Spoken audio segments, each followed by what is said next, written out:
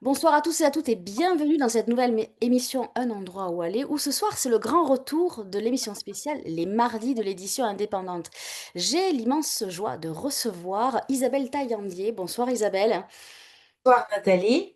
Vous êtes la fondatrice et une éditrice de la maison d'édition La Reine Blanche. Alors avant qu'on rentre dans le détail de votre maison d'édition, je vais rappeler que Les Mardis de l'édition indépendante, c'est une série d'émissions qui est coproduite avec la Fédération des éditions indépendantes, Un endroit où aller et le soutien du CNL. Donc en général, on reçoit une maison d'édition qui se situe partout dans le territoire français.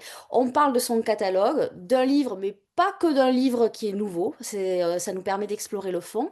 Et là, ce soir, on va parler de votre maison d'édition parce qu'il y a une particularité à cette maison d'édition, donc la Reine Blanche, qui se situe au Vésiné.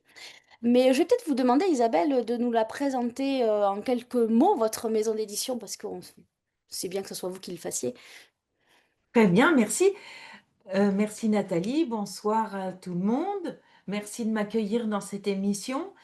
Et la maison d'édition, donc La Reine Blanche, a été créée en 2016 avec un but très précis, soutenir un genre littéraire qui est soi-disant maltraité en France, à savoir les formes courtes.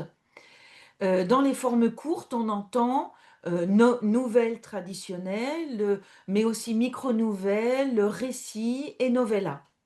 Et j'ai ces quatre aspects des formes courtes dans mon catalogue. Alors, qu'est-ce qui vous a donné envie de créer votre propre maison d'édition? Haha. Alors, euh, je suis docteur en littérature comparée. Et j'ai fait ma thèse de doctorat sur la réception de la littérature espagnole dans l'édition et la presse française entre 1975, c'est-à-dire la mort du dictateur Franco, et 1999, la fin du XXe siècle. Et bien sûr, pour cette thèse, j'ai mis un des chapitres de cette thèse était consacré aux traducteurs pour connaître un peu comment la littérature espagnole entrait dans l'édition française, puisqu'ils sont, je les ai appelés les passeurs de culture. Et donc j'ai établi des questionnaires que j'ai envoyés à différents traducteurs de l'espagnol en leur posant diverses questions sur leur travail et sur leur lien avec les éditeurs et comment une œuvre espagnole arrivait traduite en français. Et quand j'ai eu terminé ma thèse de doctorat, euh, bon, je suis enseignante, donc j'ai repris mon activité d'enseignante, mais j'ai gardé en tête que cette admiration que j'ai eue pour beaucoup de traducteurs que j'avais interrogés, surtout deux, un qui avait été un de mes professeurs à Nanterre quand j'ai étudié l'espagnol, et un autre qui s'appelle Claude Bleton et qui est très, très connu, et avec qui j'ai eu un contact très intéressant, et ils m'ont donné envie de devenir traductrice. Et en fait, devenir traductrice était un peu la continuité logique de cette thèse de doctorat. Mais ça a pris du temps.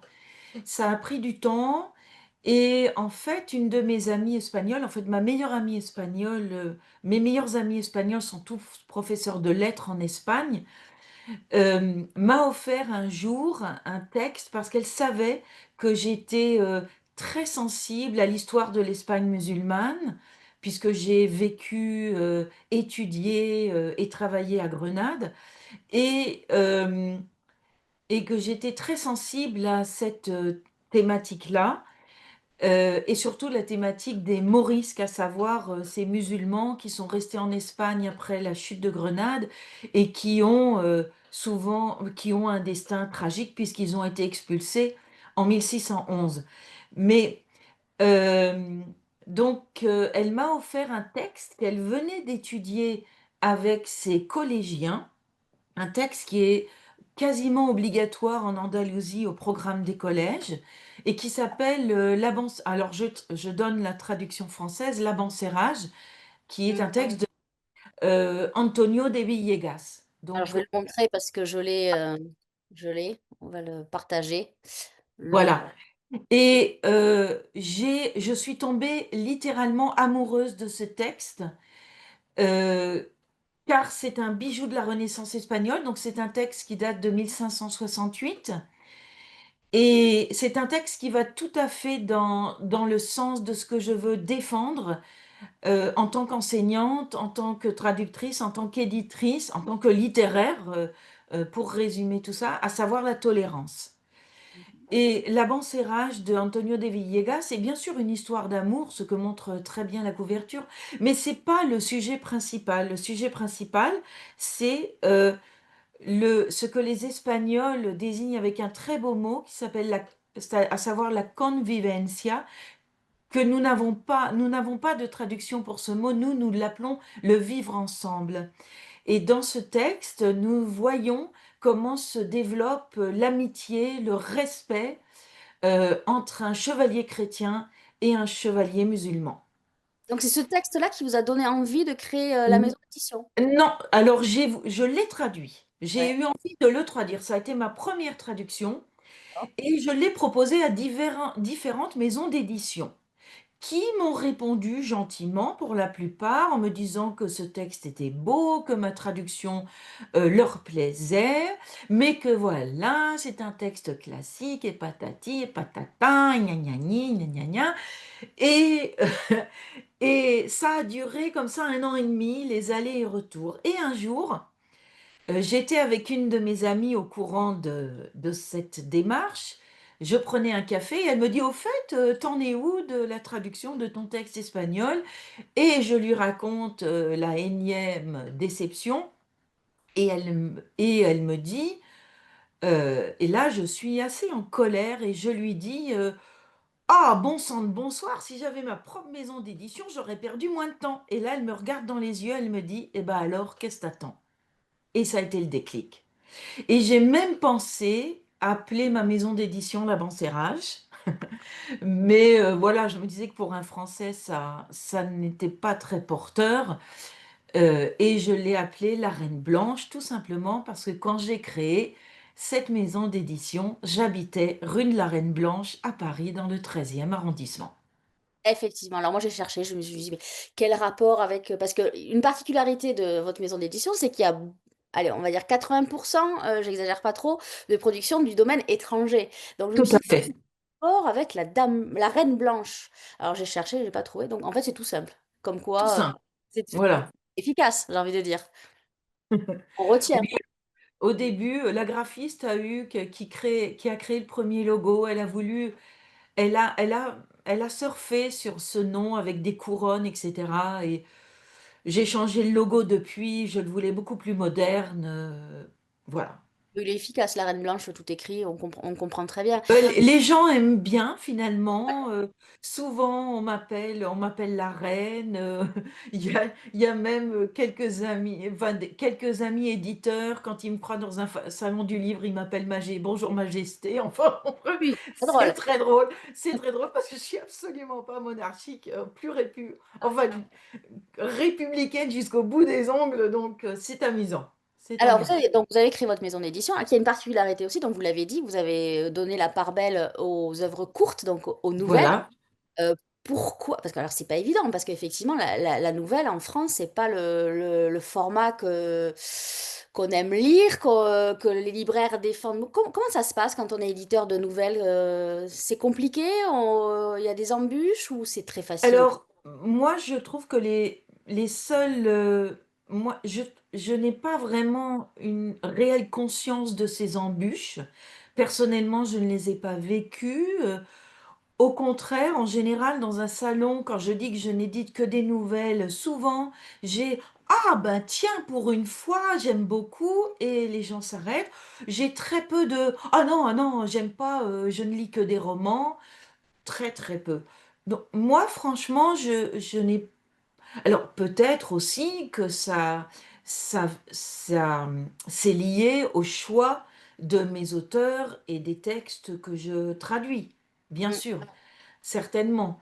Heu et enfin que je traduis ou que je fais traduire, hein, bien sûr, je ne traduis pas tout et voilà, mais j'aime énormément ce genre que j'ai toujours aimé, que j'ai découvert bien sûr grâce à Maupassant, comme je dirais, 99 des Français et ou enfin, voire même francophones et que je pratique et oui, voilà, j'aime ce genre et je voulais le défendre. En France, oui, on a des novellistes, mais alors, est-ce que c'est compliqué de trouver des auteurs étrangers qui écrivent des nouvelles? Comment vous faites pour sélectionner justement ces auteurs qui... Alors, pour les Espagnols, c'est très simple. Quand je vais en Espagne, je vais dans les bibliothèques, dans les librairies et je fais mon petit choix. Bah, souvent aussi, j'ai mes deux meilleurs amis dont je vous parlais qui m'offrent des livres, hein, beaucoup d'ailleurs, Récits verticaux et Livres des silences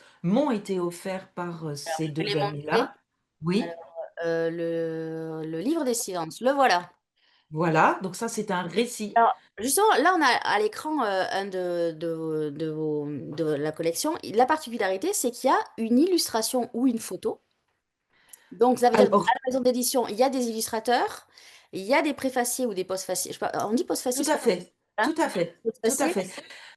Et donc, Alors, c'est une je marque. voulais, oui, pardon?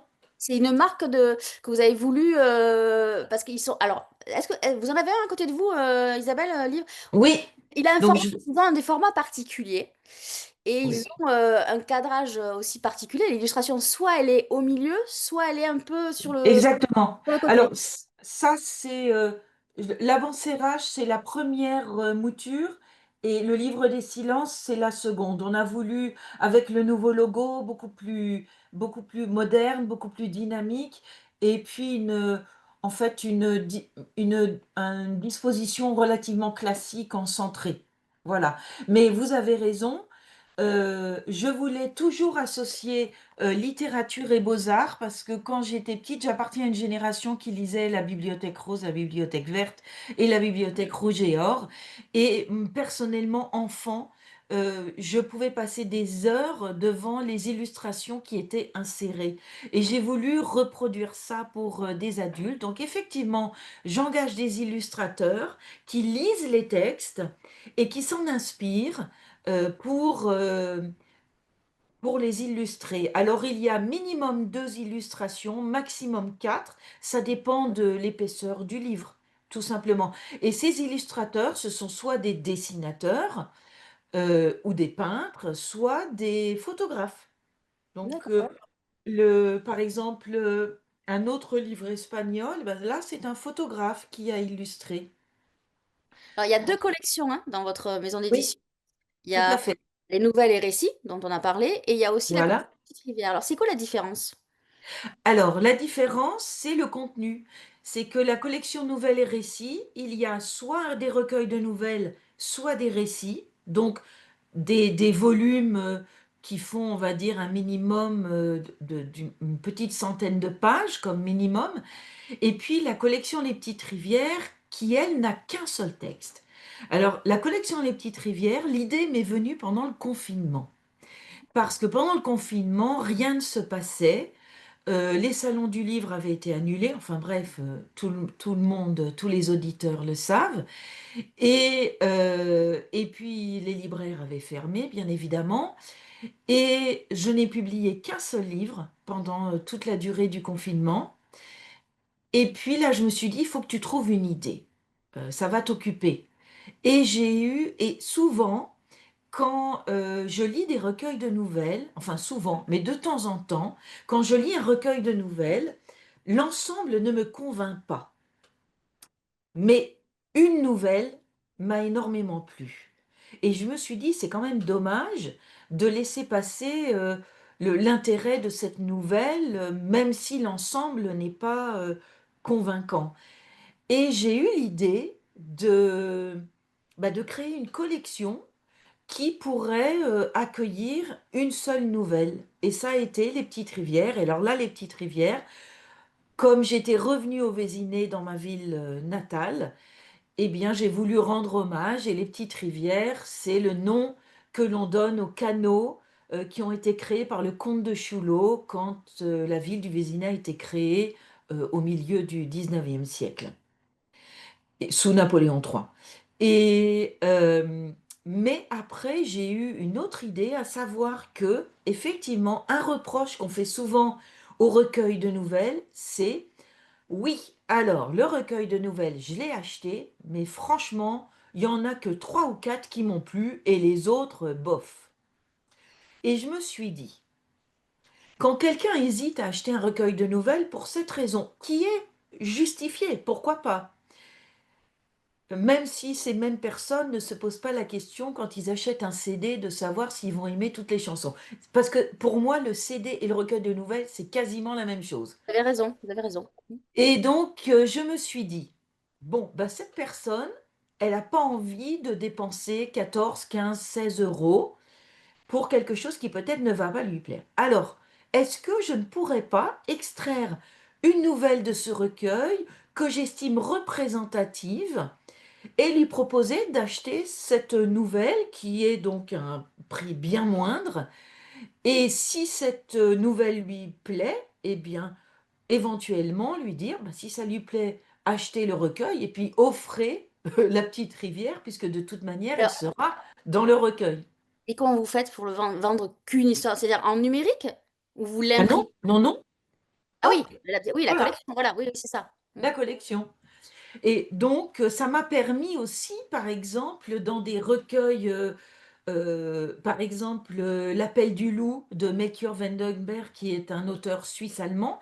L'éditeur suisse-allemand que j'avais rencontré au Salon du Livre, au Grand Salon du Livre de Leipzig, m'avait offert le recueil de nouvelles que je ne trouvais pas concluant parce que je le trouvais très répétitif, mais cette nouvelle m'avait beaucoup plu pour un effet narratif qui m'a interpellée. Et j'ai contacté l'éditeur en disant, est-ce que vous accepteriez de me vendre les droits que pour cette nouvelle? Il m'a dit, je demande à l'auteur. L'auteur a tout de suite été d'accord. Et voilà. Et Alors, voilà. vous éditez quoi comme... alors, il y a l'espagnol, l'allemand, le turc. Le, le turc et le danois. Pour D'accord, l'instant, ce sont les c'est- 4 langues étrangères publiées à la Reine Blanche, mais j'aimerais beaucoup, je suis en pourparlers avec des traducteurs de l'italien et des traducteurs du grec, que j'aimerais beaucoup. anglo-saxon, ça vous intéresse pas? Alors, Parce euh, que, en général, un auteur français, lui, rêve d'être traduit en langue anglaise, mais voilà. ouais, Souvent, ils sont traduits en espagnol, en italien, en russe. Dans les pays scandinaves, ils sont aussi. ouais. Mais c'est très compliqué d'être. En fait, c'est le Graal pour un auteur français d'être traduit en anglais. Et alors, vous, ça vous intéresse pas? Ben, disons que, suite toujours conséquence de ma thèse de doctorat, j'en ai déduit que les auteurs anglophones n'avaient pas franchement besoin de la Reine Blanche pour se faire connaître en France, qu'ils étaient déjà bien représentés, voire surreprésentés dans les traductions en français. Et je ne dis pas que je les exclus, mais ils ne sont pas ma priorité. Cela dit, j'ai eu des propositions de traducteurs de l'anglais, mais les textes qu'ils m'ont proposés ne me convainquaient pas. Il y a eu un livre quand je suis allée à Londres. Je vais dans les librairies toujours parce que c'est la littérature anglophone bien sûr m'intéresse, mais et j'ai découvert un récit que j'ai trouvé vraiment bien et j'ai proposé à une traductrice de l'anglais de le traduire. Eh bien, elle a contacté l'éditeur britannique qui n'a jamais répondu. Donc voilà, il y a D'accord. ça aussi. Si Et, l'éditeur britannique ne répond pas, on ne peut pas faire grand-chose. Mais, alors, mais disons qu'ils ne sont pas la priorité. C'est très clair. si je résume bien et si j'ai tout compris à votre parcours dans cette maison d'édition, vous êtes donc la fondatrice de la création Oui, de cette maison d'édition. Vous êtes traductrice, vous avez oui, écrit, on est d'accord? oui. Il y Euh, a 2 recueils que j'ai publiés dans ma maison d'édition, parce que n'est-ce pas, on n'est jamais mieux servi que par soi-même. et vous êtes Mais j'ai publié aussi 2 romans qui sont dans d'autres maisons d'édition. donc vous éditez aussi d'autres. Alors, est-ce que c'est vous qui vous occupez des auteurs français ou c'est quelqu'un d'autre? Au début, je m'occupe de tout. Enfin, je suis seule. Et je D'accord. me je suis enfin, au début, j'étais seule, donc c'est moi qui choisissais les textes. Mais il y a le premier auteur français que j'ai publié, c'est Arnaud Genon avec un magnifique texte qui s'appelle Les indices de l'oubli, voilà, qui a gagné le prix Place aux Nouvelles en 2021. D'accord. Et avec Arnaud, nous sommes avec le temps liés d'amitié. Et quand j'ai commencé à recevoir plus de 150 manuscrits par an, eh bien, je me suis dit que c'était pas possible. Et donc, j'ai commencé à créer un comité de lecture. Et par exemple, Arnaud en fait partie. Je lui ai demandé. Lui, il est tout à fait partant pour l'aventure. Et maintenant, j'ai aussi dans mon comité de lecture une de mes anciennes collègues voilà, qui me suit, qui me soutient depuis mes débuts. Donc nous sommes, et puis il y a un autre auteur que je n'ai pas encore publié, mais que j'ai rencontré à Place aux Nouvelles, et qui s'appelle Franz Griers, et qui est nouvelliste, et avec qui je me suis liée d'amitié. Et voilà, donc nous sommes quatre, si je me trompe pas, oui, Arnaud, Franz, Geneviève et moi. Nous sommes quatre dans le comité de lecture maintenant. Parce que ça va être compliqué de faire un peu tous les métiers. Alors, quand on est j'allais dire petite, mais pas forcément petite au sens. Ah C'est bah quand si, même un petite, on peut le c'est dire, un oui, oui. combat. Vous faites tous les métiers, en fait. Oui, tous Une les maison métiers, d'édition j'ai toutes les classique. casquettes. Oui. Vous Et pouvez c'est pas, passionnant en fait. oui, c'est C'est passionnant, mais passionnant. est-ce que vous arrivez à prendre de la distance? Parce que quand on est éditrice, après qu'on est traductrice et qu'après on écrit, est-ce qu'on arrive à... Je vois où vous voulez en venir. Euh, oui, un peu ce dont on a parlé ce matin en off. Ouais. Voilà. Donc, oui, je suis effectivement le petit défaut d'avoir autant de casquettes, c'est l'exigence. Une exigence qui s'accumule. Et puis, bon, mon âge, hein, vous voyez mes cheveux blancs. Euh, On veut donc, rien dire, hein, parce qu'on peut avoir 25 ans et les cheveux blancs, hein, je vous le dis. c'est vrai, mais non, moi, ils sont venus avec l'âge. Et l'expérience, euh, le nombre de livres que j'ai lus, bien sûr, le, le- un certain, des choix, bien évidemment, certains choix. Par exemple, moi, ce que j'aime, ce que j'apprécie dans une œuvre littéraire, c'est la qualité du processus narratif. À savoir, pour moi, un bon écrivain, c'est celui qui réfléchit au processus narratif adéquat à l'histoire qu'il veut raconter.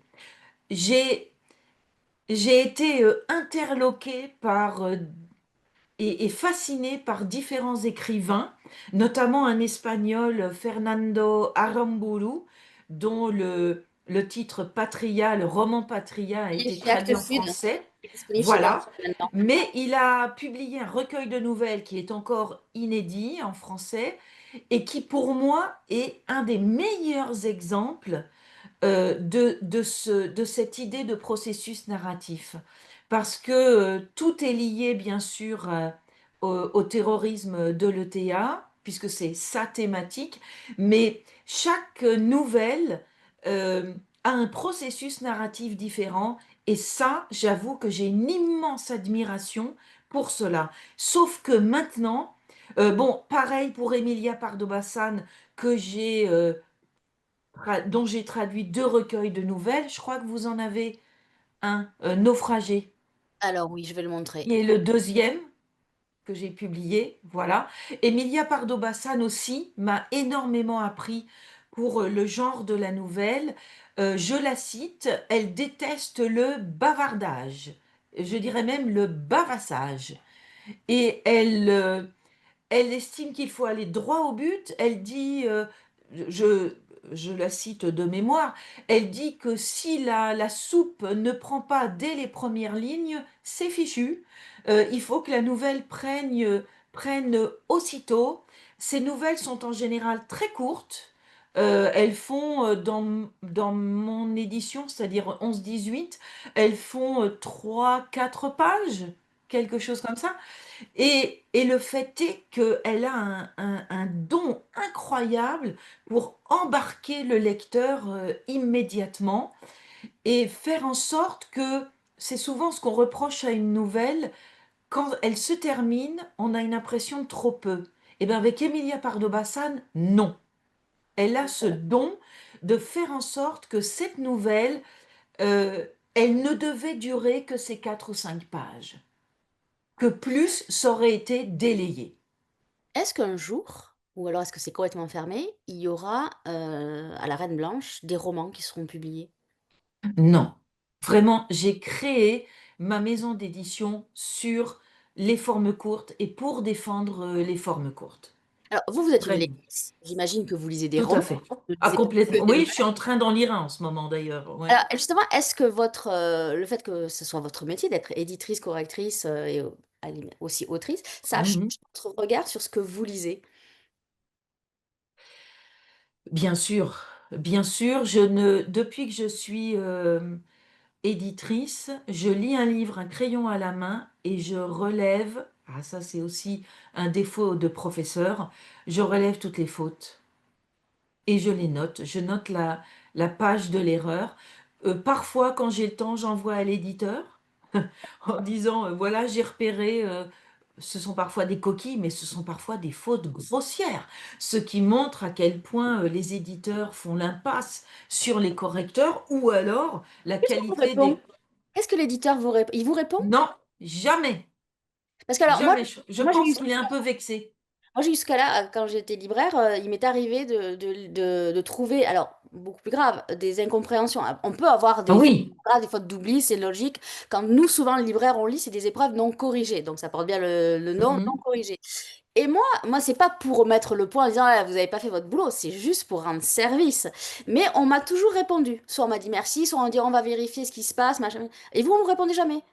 Mais peut-être qu'ils l'ont jamais reçu aussi, hein. Je ne veux pas leur jeter la pierre, puisque moi j'écris au contact général de la maison d'édition, parce que quand c'est Gallimard, allez trouver le bon correspondant. Par Et vous, exemple, ça vous est déjà arrivé en tant qu'éditrice de recevoir un mail soit d'un lecteur, soit d'un professionnel en disant, dans un de vos livres, j'ai trouvé... oui, oui, de mon directeur pédagogique à l'université, effectivement. Et alors, ça vous a Mais fait quoi? Quand c'est- ça m'a... Ah non, j'ai tout de suite noté et en disant que ben, à la réimpression, je corrigerai. Mm. Et je remarque moi-même, alors ça c'est insupportable, quand je remarque moi-même encore des coquilles ou des erreurs dans mes propres livres. Ah, je supporte pas ça, vous pouvez pas imaginer. Qui fait la correction chez vous dans votre maison d'édition? Alors, une de mes anciennes collègues, qui est implacable, enfin, en fait, l'avantage d'être professeur de FLE, français langue étrangère, c'est que on est professeur de grammaire et d'orthographe. Donc, on est rodé à repérer ce genre d'erreur et les deux collègues, autant celle qui est au comité de lecture que celle qui est correctrice, euh, sont des professeurs de FLE. Mm. Et donc elles ont l'habitude et elles repèrent ce genre d'erreur. Mais parfois, eh ben oui, on en laisse passer. Ouais, j'imagine. Alors, j'aimerais bien qu'on Ouais. parle un peu technique, ou je sais pas comment on fait pour éditer en France un roman étranger. Est-ce que vous pouvez nous parler des droits? Alors, parce que quand il y a des Un roman, vous voulez dire même de nouvelles, Oui, voilà. voilà. Oui, Parce que nous, on a fait des émissions sur les droits audiovisuels quand un livre était adapté au cinéma. J'imagine qu'il y a des droits aussi bien sûr, dans tout ce qui est... Alors, est-ce que vous pouvez nous expliquer ça? bien sûr, volontiers. Alors, quand un texte étranger m'intéresse, il faut savoir si l'auteur est dans le domaine public ou pas. Oui. Alors, dans le domaine public, ça veut dire pendant 70 ans, à partir de la mort de l'écrivain, l'auteur n'est pas dans le domaine public. Il faut donc demander l'autorisation aux ayants droit, s'il y en a, ou à l'éditeur qui l'a publié dans la langue originale. Si l'auteur est mort depuis plus de 70 ans, à ce moment-là, il est dans le domaine public et je n'ai pas besoin de demander les droits de traduction. Maintenant, si l'auteur n'est pas dans le domaine public, donc première chose que je fais, je contacte l'éditeur. En général, c'est l'éditeur, hein, qui lui est toujours en lien avec les ayants droit, s'il y en a encore. Ce sont les descendants, hein, les enfants, les Oui, oui. petits-enfants, etc. Et donc, l'éditeur me dit oui ou me dit non, et nous discutons des frais, parce qu'il y a des droits à payer, et nous discutons du montant de ces droits. Euh, Très souvent, mon expérience a été que c'était très simple, qu'il n'y a pas eu de marchandage, mais un très mauvais souvenir avec un livre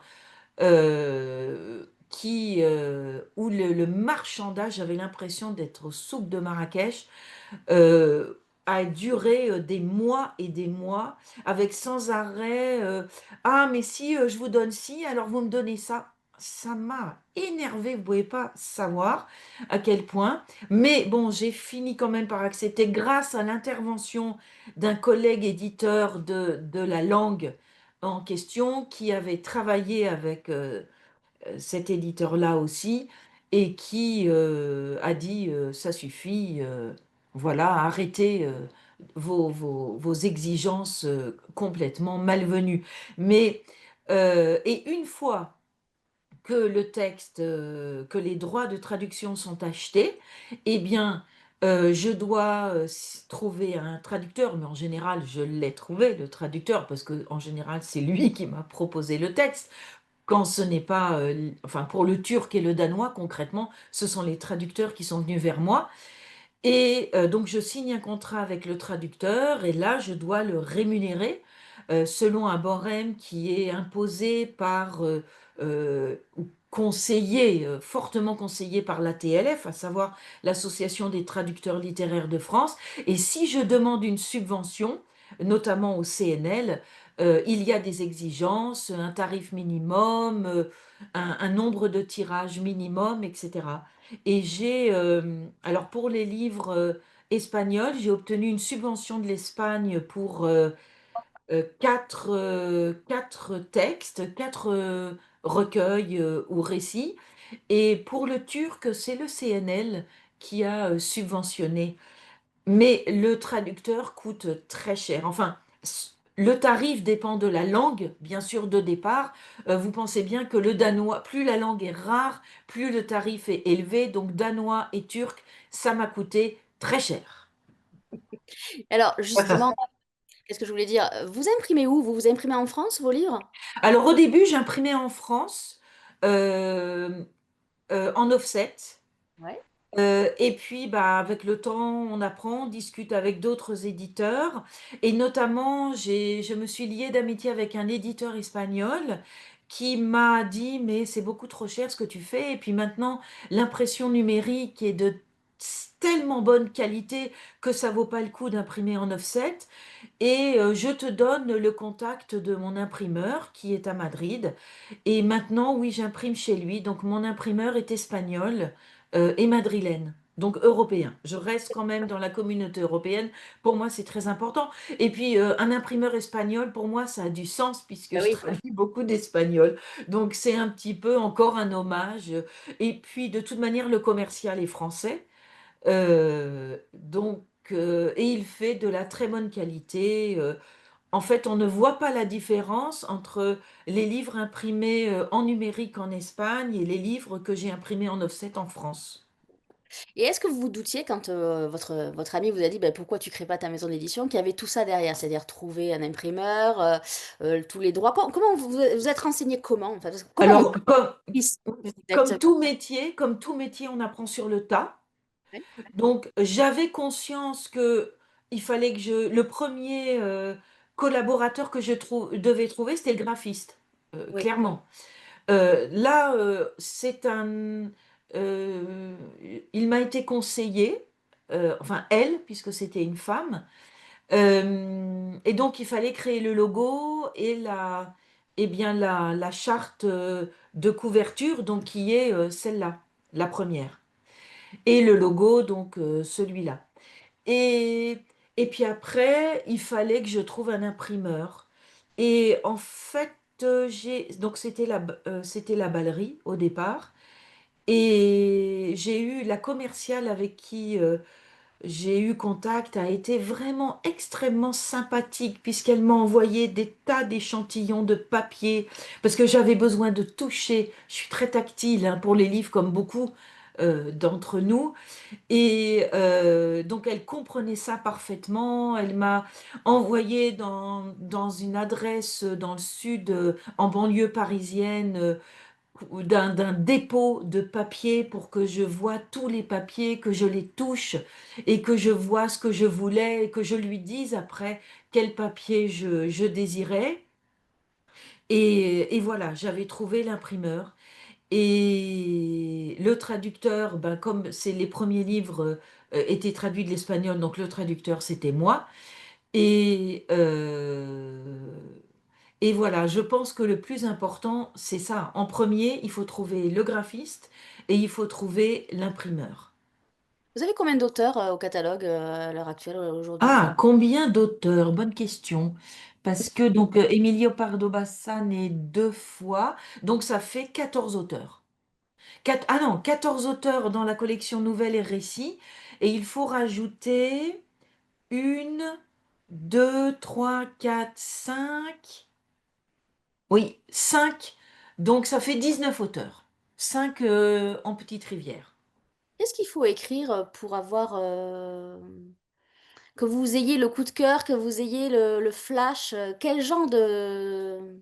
Qu'est-ce qu'il faudrait qu'un auteur... Parce que j'imagine que là, dans nos spectateurs, il y a des gens qui écrivent des nouvelles, qui ne le disent pas. À la fin, ils se disent, tiens, mais finalement, pourquoi je n'enverrai pas à la Reine Blanche mon manuscrit? Qu'est-ce que vous retenez, vous? Qu'est-ce qui vous touche dans Qu'est-ce qui fait que ça y est, c'est... Ce que je disais sur Emilia Pardo Bazán, à savoir d'être embarqué dès les premières lignes. C'est tout, ça suffit. Et Si ah, l'amorce, la première phrase vous embarque, vous signez. enfin, pas la première phrase, on va dire le premier paragraphe, quand Ah, même. c'est Ne soyons différent. pas si sévères, ne soyons pas si sévères. Le premier paragraphe, ah ben je continue. Moi, tant que j'ai envie de lire, je continue. Et un manuscrit qui me plaît, c'est un manuscrit que j'ai lu en entier. En général, en fait, c'est comme ça qu'on procède au comité de lecture. On a beaucoup tâté et maintenant on procède comme ça. C'est-à-dire, comme on reçoit trop, on est tous, en fait, on est tous professeurs dans ce comité de lecture et donc on a un travail exigeant à côté et on a décidé de procéder de cette façon. Donc je l'explique au cas où, parmi les auditeurs, comme vous le dites, il y aurait Les des, candidats. des candidats à la publication. Euh, Tout est sur le site, tout est expliqué sur le site, mais voilà ce que nous avons décidé. Tout d'abord, on demande aux nouvellistes de nous envoyer une présentation de son recueil, sans nous dire ni son nom, ni son sexe, ni s'il est jeune, s'il est vieux, s'il a de l'expérience, quel est son métier. Non, complètement anonyme, seulement le texte, seulement son recueil, et dans sa présentation, il faut qu'il fasse tout pour nous donner envie de lire son recueil. Et donc on lit d'abord toutes ces présentations, toutes. Donc si on reçoit 160 manuscrits, on va lire 160 présentations. Et on a un petit tableau avec oui, j'ai envie de le lire, non, j'ai pas de le lire, ou peut-être que j'aurais envie de le lire, avec bien sûr des points. Et on ne retient finalement, donc on accumule les points des 4 membres du comité de lecture, et et on ne retient que ceux qui ont obtenu au moins 6 points. D'accord. Alors, je vais rappeler quand même que ceux qui veulent candidater, ils peuvent aller voir tout ça sur le site qui est édition de la Reine Blanche.fr. Ça va Allez, à l'onglet Contact. à l'onglet contact, comme ça vous avez tout. Je voulais Exactement. savoir, est-ce que dans votre catalogue, un auteur que vous avez édité, est-ce qu'il y en a un qui vous a ému, qui vous a surpris ou qui vous a bousculé? Oh, il y en a beaucoup, bah, je dirais presque tous. Mais Et euh, particulièrement, un qui vous a vraiment presque bluffé. alors, Vous aviez aimé son texte, et bien en le lisant, en le traduisant, ou voilà. Est-ce qu'il y a un truc, un auteur? c'est Max Aub, Je vis. Euh, alors, je vais vous le montrer. c'est ça. Donc là, ce texte a été édité en espagnol par justement cet ami éditeur. C'est comme ça que nous sommes devenus amis. Quand je vais régulièrement à la Feria del Libro à Madrid, c'est-à-dire au grand salon du livre de Madrid, et je me suis arrêtée sur le stand de cette maison d'édition. J'aime beaucoup Max Aub, hein, je le connais déjà, cet auteur, un auteur du XXe siècle, hein, il est mort en 1972, et j'ai vu un texte que je ne connaissais pas. Et donc je le prends dans la main, et là l'éditeur me dit: «Ah, mais vous connaissez pas ce texte?» Je dis: «Ben non, je l'ai encore jamais lu, je connais ça ou ça de lui.» Il me dit: «Ah, mais alors là, je vous l'offre.» Oui, parce que je lui avais dit que j'étais traductrice. Je me présente comme traductrice au Salon du Livre, traductrice de nouvelles et à la recherche de nouvelles à traduire en français. Donc il me dit: «Je vous l'offre.» C'est un texte court, hein, vous voyez, en français, il est épais comme ça. Je l'ai lu et j'ai été, mais subjuguée, parce que c'est un texte d'une finesse, d'une délicatesse. C'est de la prose, mais elle est très poétique. Donc ça, il faut le savoir aussi, parce que ça ne plaît pas à tout le monde. Et puis, euh, ce qui m'a fasciné, c'est que Max Aub est capable d'aller d'un genre à un autre. Il est très connu en France pour un recueil qui s'appelle Les Crimes exemplaires, qui est publié chez oh là là là là, Phébus, chez Ouais. Phébus, et qui est un recueil d'humour noir. Voilà, puisque ces crimes exemplaires, ce sont des assassins qui expliquent parfois en une seule ligne pourquoi ils ont tué. Et ce texte-là, mais c'est tout. Non, mais on bascule dans une autre dimension. C'est un hymne à la vie, parce que le titre parle de lui-même. C'est un récit. Premier chapitre, le héros qui s'appelle Enrique se réveille dans son lit. Dernier chapitre, il se recouche. Et entre les deux, il a joui de la vie. Alors, il habite au bord de la mer, sans doute à Valence, puisque Max Aub habitait à Valence.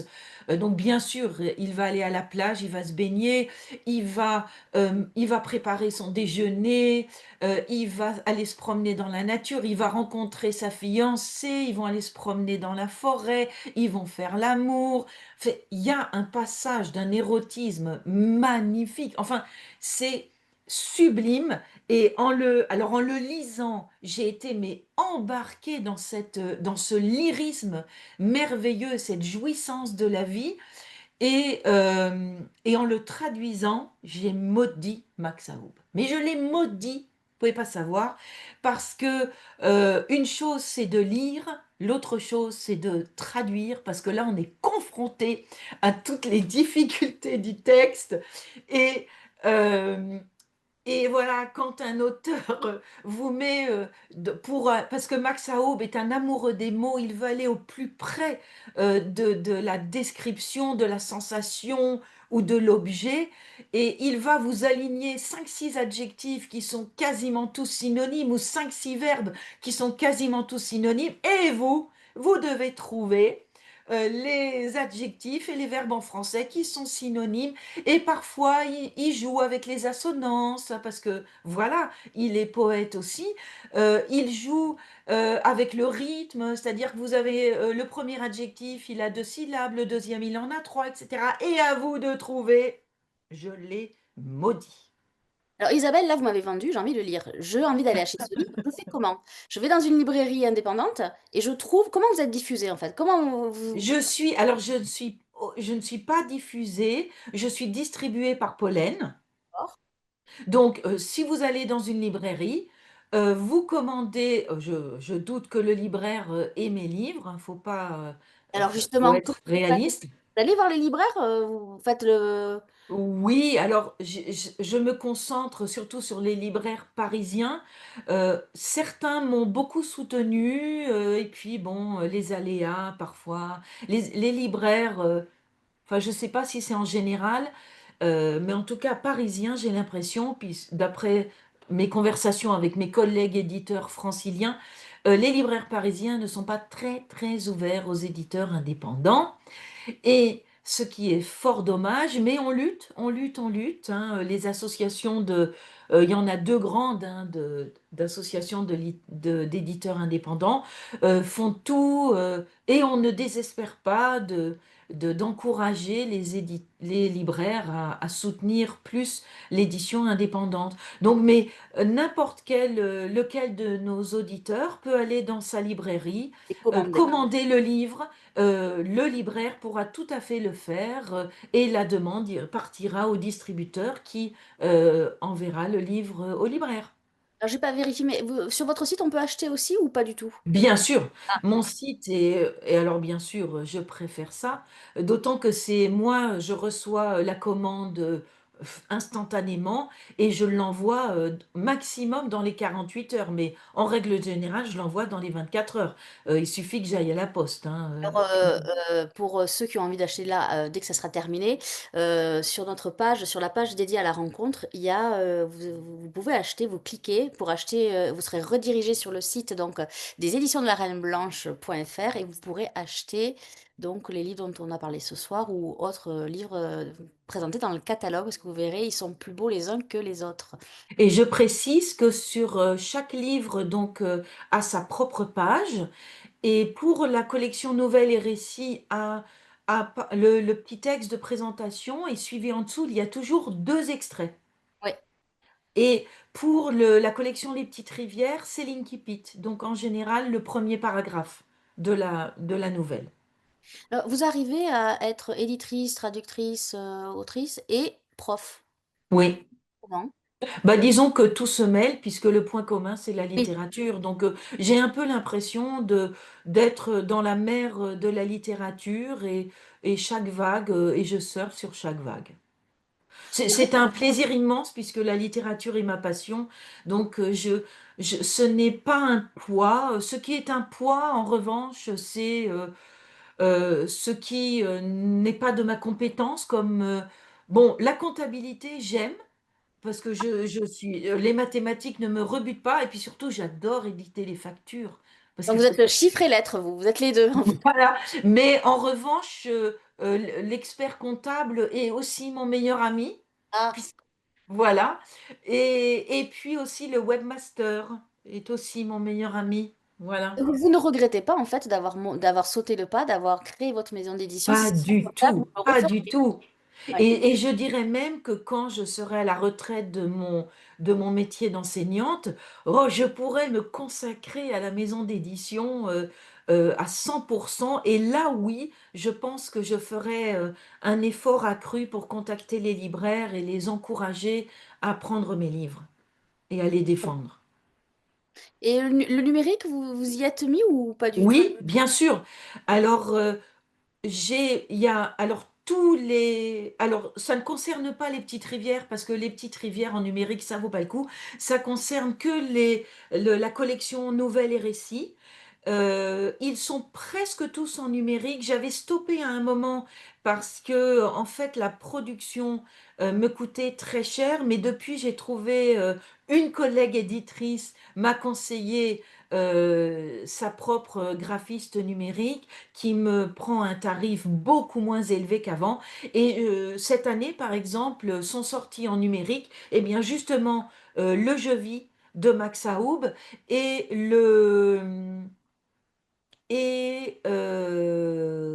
cette année, c'était quoi le premier? Ah, ben, ah oui, et l'été jaune, le Turc. Hein, je vais vous montrer, voilà, le Turc qui est aussi en numérique. Et mon but, c'est qu'à la fin de l'année 2025, tous les nouvelles et récits soient disponibles en numérique. Alors, EPUB. Alors, les premiers sont disponibles en EPUB et en PDF. Et puis maintenant, je ne fais que l'EPUB parce que, alors, j'ai un distributeur numérique qui est Numilog. Et d'ailleurs, si les gens vont sur le site et choisissent d'acheter le livre numérique, ils vont être dirigés vers la page Numilog et c'est là qu'ils achèteront le livre. Est-ce Voilà. que j'ai une question là qui me vient à l'esprit. Est-ce que vous avez eu des propositions d'achat pour une adaptation au cinéma? Est-ce que c'est compliqué d'adapter une nouvelle au cinéma? Alors, pas encore, pas encore. En revanche, j'ai eu l'immense plaisir que deux de mes traductions de Pardo Bazan dans le premier recueil, c'est-à-dire Contes d'amour, ben, on m'a acheté les droits de reproduction pour un livre de quatrième. D'accord. Voilà, les éditions Maison des Langues qui m'ont acheté les droits de reproduction pour leur version papier et leur version numérique. Et ça, c'est extrêmement gratifiant. Mais Extrêmement gratifiant. vous pensez qu'une nouvelle au cinéma, ça serait... Parce que un roman, on La coupe. preuve, oui, bien sûr, c'est que par exemple, le retoucheur de photos, je crois que vous avez, Et je vais le montrer. qui vient donc du recueil, qui vient du recueil que j'ai montré tout à l'heure, qui est La valise de Luna. Hein, il est extrait donc de ce recueil.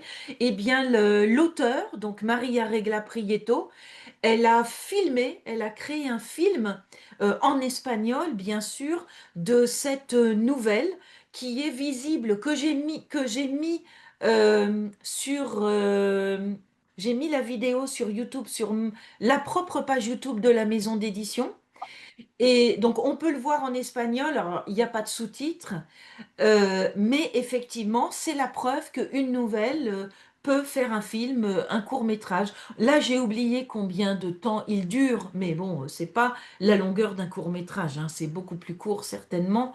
Et c'est très bien. Moi, j'ai beaucoup, beaucoup aimé L'avantage, c'est qu'on cette ne coupe vidéo. pas. Par rapport à un roman qui est adapté au cinéma où on fait des coupes drastiques, là, une nouvelle, on peut pas couper, en fait. Ah oui, c'est extraordinaire, mais j'attends les pro. En fait, il y a une de mes propres nouvelles tirée de Couleurs et Sons quand j'étais invitée en tant qu'auteur à Place aux Nouvelles, j'ai lu cette nouvelle en public et une de mes collègues éditrices m'a dit, mais Isabelle, cette nouvelle, elle ferait un très bon film, il faut que tu contactes tel metteur en scène, tel réalisateur, mais je ne l'ai jamais fait parce que j'ai pas l'air comme ça, mais je suis très timide et surtout j'adore mettre les gens, les autres en valeur et moi, je passe un peu moi-même, je me mets un petit peu à la trappe. Dans un salon, je ne dis jamais, quand les gens regardent mes propres recueils, je ne dis jamais que c'est moi qui les ai écrits. Et quand ils me demandent de leur conseiller un recueil, c'est très rare que je conseille un des miens. C'est un défaut, je le sais, les gens me le reprochent, mais d'un autre côté, je Un suis des vos pas livres, devenue Isabelle. éditrice. Qu'est-ce que c'est cette histoire? Ah bah oui, non, mais je suis pas d'un autre côté, je suis pas devenue éditrice pour faire ma propre promotion, hein, Oui, donc d'accord. voilà. D'accord. Je vais rappeler, Mm. alors on a parlé de Place aux Nouvelles, je vais juste rappeler que c'est une manifestation qui se passe à Lozerte dans le Tarn-et-Garonne, où c'est que des nouvelles. Il y a un prix où, voilà, donc en général, Voilà, il y a un prix chaque en année. septembre, hein, de mémoire, c'est ça? C'est Exactement, c'est le premier week-end ou le second, c'est le second, je crois. second week-end de septembre. Exact. Alors, si je pouvais, là, on va pas tarder à conclure l'émission. En tout cas, c'est passionnant parce qu'on a découvert une maison où il y a une niche. En fait, c'est une niche. Les nouvelles, on n'a pas, moi, j'en connais pas beaucoup de maisons d'édition qui, en général, les nouvelles sont. Alors il y a Quadrature en Belgique, mais qui ne fait que de la nouvelle francophone, et puis il y a Antidata en France qui fait aussi que de la nouvelle francophone. Donc, vous avez quand même eu un créneau qui est bien là, en fait.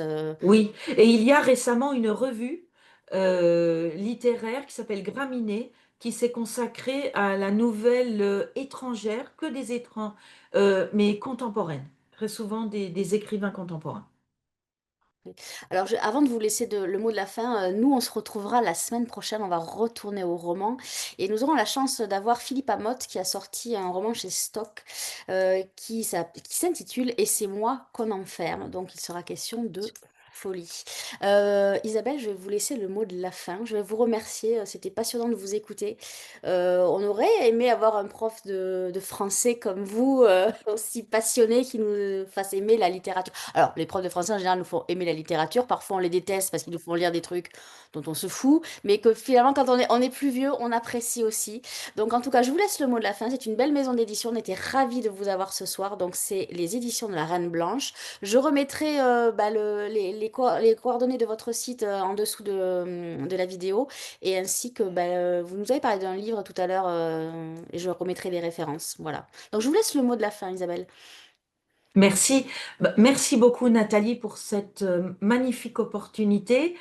Euh, je, je- tous les livres que j'ai publiés, je les aime, bien évidemment. Je les défends jusqu'au bout des ongles. Il n'y en a aucun que je laisse. Les plus anciens sont toujours, euh, font partie de, de, de mon actualité, je dirais. Et si parmi les auditeurs, il y a des auteurs, qu'ils sachent que si un jour ils sont publiés à la Reine Blanche, je ne les abandonnerai jamais. Ils seront toujours sur les tables de mes salons, toujours sur le site.